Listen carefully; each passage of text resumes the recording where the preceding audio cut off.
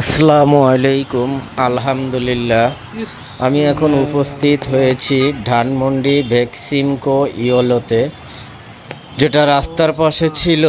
দুর্বৃত্তকারীরা এটাকে আগুন ধরিয়ে পুড়িয়ে দেয়।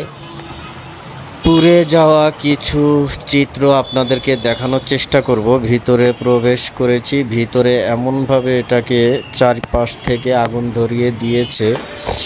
বিল্ডিংয়ের টেম্পারেচার কমে গিয়েছে, এটার কোনো কাজেই আসবে না। তবে ম্যাক্সিমামটাই স্টিল স্ট্রাকচার দিয়ে তৈরি করা ছিল। আগুনের হিটে স্টিল স্ট্রাকচারগুলো এমনভাবে তাপে গলে বেঁকিয়ে গিয়েছে, যা কোনো কাজেই আসবেন না। এবং তার ভিতরের যে মালামালগুলো ছিল, পোশাকাদি, এগুলো অনেক লুটতারাজ হয়েছে।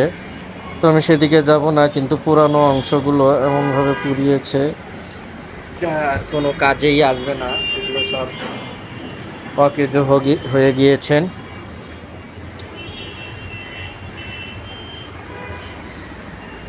যেটা আমাদের আসলে করা উচিত হয়নি। জানি না কোন কারণে কীভাবে আমাদের দুর্বৃত্ত ভাইরা এই কাজটা করেছেন, কী কারণে করেছেন।